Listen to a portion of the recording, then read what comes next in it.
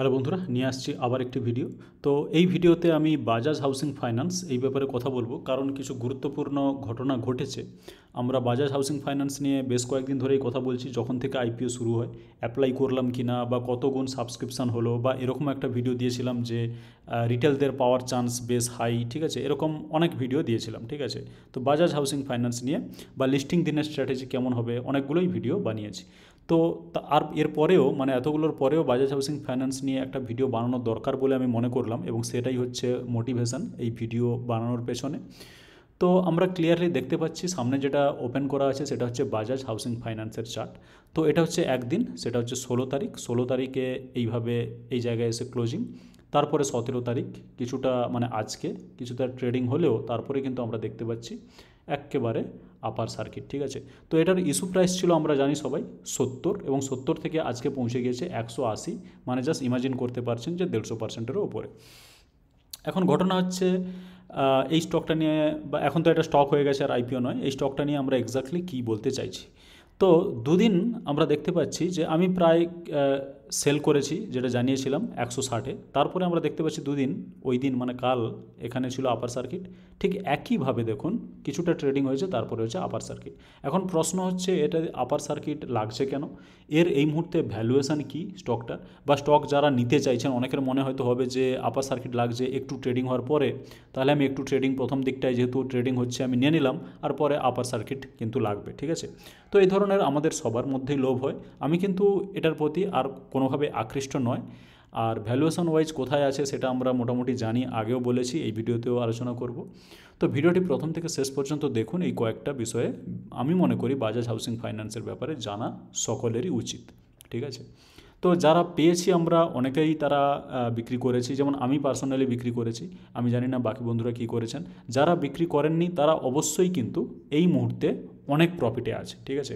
তো প্রফিট কখন বুক করবেন না করবেন সেটা পুরোপুরি কিন্তু আপনাকে সিদ্ধান্ত নিতে হবে। আমি প্রফিট বুক করে বেরিয়ে গেছি 160-এ বিক্রি করে। তো আমি যদি ধরে রাখতাম এখন এতটা প্রফিট হতো, সেইভাবে কিন্তু আমি কোনোভাবে ভাবছি না, এবং সেটা আমি কোনো স্টকের ক্ষেত্রেও ভাবি না, ঠিক আছে। তো এখন যদি একটু ফান্ডামেন্টাল দিকে লক্ষ্য করা যায়, আমি এখানে সার্চ করে নেব বাজাজ হাউসিং ফাইন্যান্স, ঠিক আছে। তো স্টকটার পি হচ্ছে এই মুহূর্তে পৌঁছে গেছে, মানে এখন যা প্রাইস এই মুহূর্তে পৌঁছে গেছে 87.3-তে, ঠিক আছে। আমি একটু পিয়ার কম্প্যারিজন করব, পিয়ার কম্প্যারিজন করলে অনেক কিছুই দেখতে পাবো। তো এটা হচ্ছে পিয়ার কম্প্যারিজন। এখানে বাজাজ হাউসিং ফাইন্যান্স সবার ওপরে, ঠিক আছে, কারণ এর মার্কেট ক্যাপটাও অনেক বেশি। এছাড়াও আছে হাডকো, ঠিক আছে, পিটা হচ্ছে 22, LIC housing finance 7.82, PNB housing 16.9, আধার হচ্ছে মোটামুটি 26, 25, 28 এরকম করে, ঠিক আছে। তো এই সবগুলোর মধ্যে আমরা দেখতে পাচ্ছি যে এলআইসি হাউসিং ফাইন্যান্স, যার পি রেশিওটা কিন্তু খুবই সামান্য, আর বাজাজ হাউসিং ফাইন্যান্স, আমি তো এলআইসি ছেড়েই দিলাম, বাজাজ হাউসিং ফাইন্যান্স বাকিদের থেকেও কতটা উপরে সেটা কিন্তু আমাদের কাছে ছবিটা পুরো পরিষ্কার। এবার প্রশ্ন আসবে যে এই পি রেশিওতেও কিন্তু স্টকটা তাহলে কারা কিনছে, ঠিক আছে, স্টকটা কারা কিনছে, বা ওই স্টকে আপার সার্কিট আসছে কোথা থেকে, ঠিক আছে। তো আজকে আপার সার্কিটের পেছনে একটা বড় কারণ রয়েছে, সেই কারণটা আমরা এই মুহূর্তে জানতে চাইছি। তো তার জন্য আমরা জেনে যাব হচ্ছে ফিলিপ ক্যাপিটালের ওয়েবসাইটে, ঠিক আছে। তো Phillip Capital your partner in finance, ঠিক আছে। তো এই ফিলিপ ক্যাপিটালের মধ্যে আমরা একটা গুরুত্বপূর্ণ তথ্য খুঁজে পাবো, যে তথ্যটার জন্যই কিন্তু আজকে বাজাজ হাউসিং ফাইন্যান্সে এত পিতেও এত উপরে থাকা সত্ত্বেও আপার সার্কিট লেগে যাচ্ছে, এবং সেখান থেকে এটাও আমরা জানতে পারবো যে বাজাজ হাউসিং ফাইন্যান্সের স্টকের মানে প্রাইস টার্গেটটা কী হবে, ঠিক আছে। তো আমরা চলে এলাম রিসার্চে, ঠিক আছে। এদের আমরা রিসার্চ এখানে পেয়ে যাব, একটু টাইম লাগছে খুলতে, ঠিক আছে। রিসার্চ আমরা দেখতে পাচ্ছি চোখের সামনে। তো ইন্ডিয়াতে এটা অটোমেটিক্যালি ক্লিক করা আছে। এরা কিন্তু আরও বিভিন্ন দেশে কিন্তু এদের সার্ভিস আছে, Australia, Cambodia, Spain, Thailand, turkey, UAE, ঠিক আছে। সব জায়গায় মোটামুটি বড় বড় দেশে এদের বিজনেস আছে। এখন আমি যেটার দিকে চোখ রাখতে চাইবো সেটা হচ্ছে এই 17 সেপ্টেম্বর মানে আজকের দিনে এই যে একটা রিপোর্ট এসছে, Bajaj housing finance I have not even began to fight, okay, that is different, initiating by, current market price হচ্ছে 165 ছিল যখন, তখন মানে এটা রিপোর্টটা এসেছে, যেহেতু 165 আমরা জানি যে কালকের কিন্তু এটা ক্লোজিং প্রাইস ছিল, আর টার্গেট প্রাইস টিপি হচ্ছে টার্গেট প্রাইস যেটা দেওয়া আছে 210। তো এই এই রিপোর্ট কিন্তু এটা একটা বড় ফিনান্সিয়াল মানে হাউস, ঠিক আছে, বড় ব্রোকার, এরা অনেক রিপোর্ট রিসার্চ বের করে।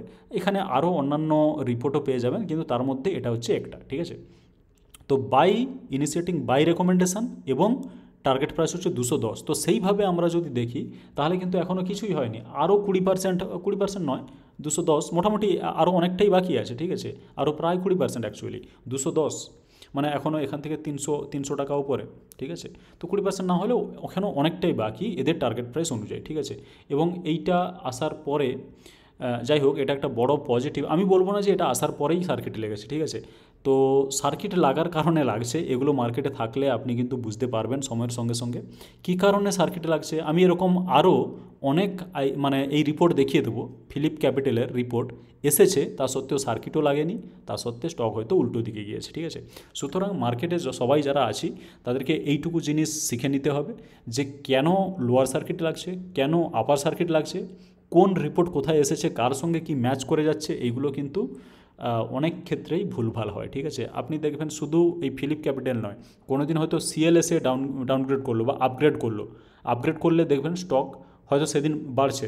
সুতরাং সেই দুটোকে আমরা একসঙ্গে দেখি যে হ্যাঁ ওরা বলেছে সেই জন্য স্টক বেড়েছে, কিন্তু এরকম অনেক সিচুয়েশান আসবে, আপনি দেখতে পাবেন মার্কেটে থাকলে যে সিএলএসএ আপগ্রেড করেছে, প্রাইস টার্গেট বিশাল দিয়েছে, স্টক যাচ্ছে নিচে, ঠিক আছে। সুতরাং এগুলোকে এভাবেই দেখবেন, খুব সিরিয়াসলি নিতে যাবেন না। এরা একটা টার্গেট প্রাইস দিয়েছে 165 দিয়েছে এবং 210 টার্গেট প্রাইস, 165তে দিয়েছে, 210 টার্গেট প্রাইস দিয়েছে, সব কিছুই ঠিক আছে, ভালো কথা। এবং আপনি যদি নিউজেও যান তাহলে এই নিউজটাই দেখতে পাবেন যে বাজাজ হাউসিং ফাইন্যান্সে আপার সার্কিট, কারণ ফিলিপ ক্যাপিটাল এই ধরনের একটা টার্গেট দিয়েছে, ঠিক আছে। এখন আমি যদি প্রশ্ন করি যে তাহলে এই যে আগের দিনের যে আপার সার্কিটটা কেন লেগেছিল, সেদিনও তো মানে ভ্যালুয়েশন ঠিক ছিল, এই 10% বেড়ে যাওয়ায় কি ভ্যালুয়েশন খুব বেড়ে গেল? সেটা ঠিক আছে, কিছুটা বাড়লো, কিন্তু 165 মানে কালকে এখান থেকে পুরো আপার সার্কিট লেগেছিল, তাহলে সেটা কেন ছিল? কালকে তো ও ধরনের কোনো রিপোর্ট ছিল না। তো এই ধরনের অনেক প্রশ্ন কিন্তু মাথায় আসবে, প্রশ্ন মাথায় আসাটা কিন্তু খুবই ভালো ব্যাপার, সেটাই কিন্তু আমাদের স্টক মার্কেটে শিখতে সাহায্য করবে, অনেক জিনিস, শুধু এটা নয়, অনেক জিনিস আমাদের শিখতে সাহায্য করবে। এখন মোটামুটি দেখালাম যে বাজাজ হাউসিং ফাইন্যান্সে আজকে আবার 10% সার্কিট কালকে লাগার পরে, এবং আজকে লাগার যে কারণ সেটাকে দেখানো হচ্ছে যে ফিলিপ ক্যাপিটাল এরা বাই রেটিং দিয়েছে এবং টার্গেট প্রাইস দিয়েছে 210। আমরা দেখবো যে 210-এ যাচ্ছে কি না, বাট 210-এ যাচ্ছে মানে এটাই নয় যে এটা কেবলমাত্র ফিলিপ ক্যাপিটালের কাজ। এই ধরনের অনেক কিছু জিনিস মার্কেটে হয়, পরপর আপনারা সময়ের সঙ্গে জানতে পারবেন, ঠিক আছে। আর বাজাজ হাউসিং ফাইন্যান্সের পি রেশিওটা কোথাও দেখালাম, ঠিক আছে, যে 87 এখন ট্রেড করছে, যেগুলো প্রায় মানে বাকিদের থেকে প্রায় 3 গুণ হয়ে গেছে, ঠিক আছে। ম্যাক্সিমাম আমরা যেটা দেখতে পাচ্ছি সেটা হচ্ছে 28 আভার সেন্সারি, তার থেকেও 3 গুণ হয়ে গেছে। আমি এলআইসি হাউসিং ফাইন্যান্সের সঙ্গে কম্পেয়ার করছি না, ঠিক আছে। তা সত্ত্বেও বাজাজ হাউসিং ফাইন্যান্স কিন্তু পি রেশিওটা বাকিদের থেকে 3 গুণ, এবং বুক ভ্যালুটাও বেশ খানিকটা উপরে বাকিদের থেকে, ঠিক আছে। বুক ভ্যালুটা এখানে দেখানোর কোনো চান্স নেই। তো এটাই আমার বলার ভিডিওতে, ঠিক আছে, যে এই বড় স্টকের পেছনে এটা একটা এখন বড় স্টক যথেষ্ট, তো এর পেছনে এর সার্কিটের পেছনে কী কারণ ছিল এবং এর টার্গেট প্রাইসটা কত হবে, ঠিক আছে। তো ভিডিওটিতে এটুকুই। ভিডিওটি ভালো লাগলে ভিডিওটি লাইক করে দিন, আর চ্যানেলটাকে সাবস্ক্রাইব করে রাখুন যাতে করে এরকম আরও ভিডিও আপনি দেখতে পারেন আমার চ্যানেল থেকে। আর ভিডিওটি দেখার জন্য আপনাকে অনেক ধন্যবাদ।